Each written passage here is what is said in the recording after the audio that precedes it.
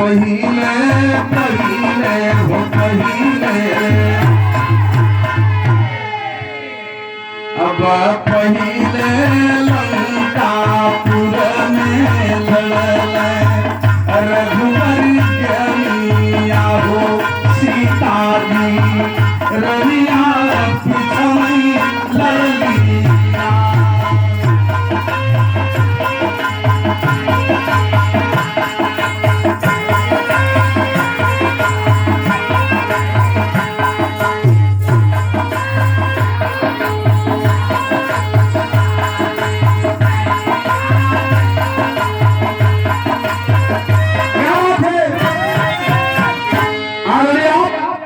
हमारे धर्म के भैया ये रामा जेसीबी वाले राम मजूर भैया गाना यही तरह जड़ से गावे चाहिए।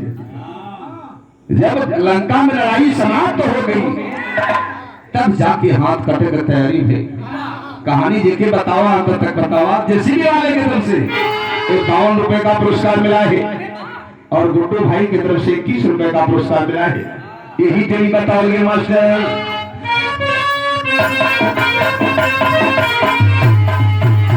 अरे पहिले पहिले हो पहिले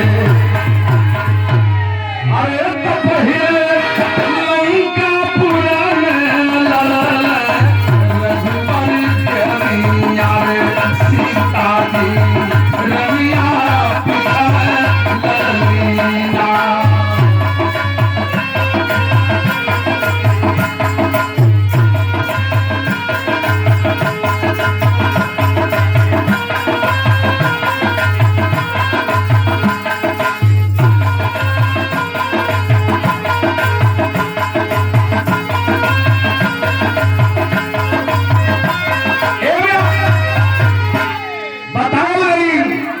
अब लंका में दोबारा लड़ाई हो गई। लोग यही जाने कि भगवान राम रावण के मार में लंका जीत के आ गए।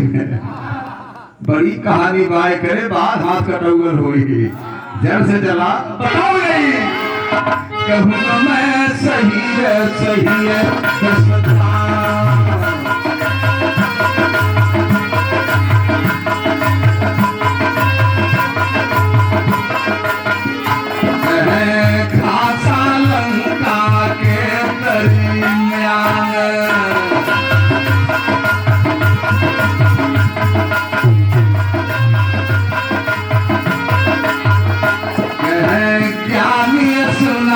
लगा के ध्यान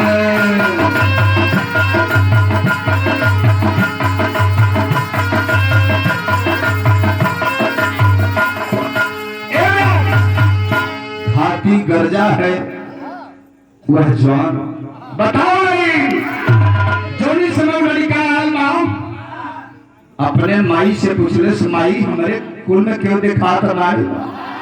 अरे हमारे दादा रावण रहलन कुंभकर्ण विभीषण ही सीख भी लंका में थे कहां गए। वही समय मां कहती है बेटा सबको मार के भगवान राम चले गए। इस लंका में कोई बचा नहीं है। मारने वाले यही विभीषण है। अब विभीषण के ऊपर चढ़ाई कर दिया तो कभी थे नमस्ते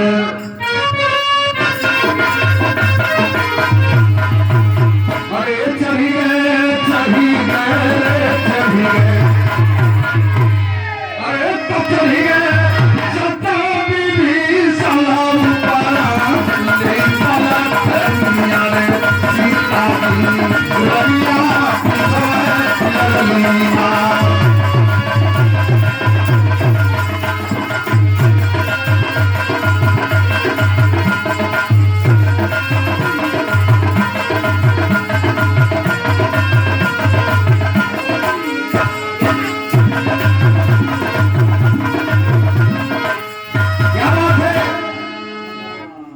देखा कवि के लेखनी बा अप्रमाणित ना ये गठोल कहानी ना लंका में दोबारा लड़ाई हुई है।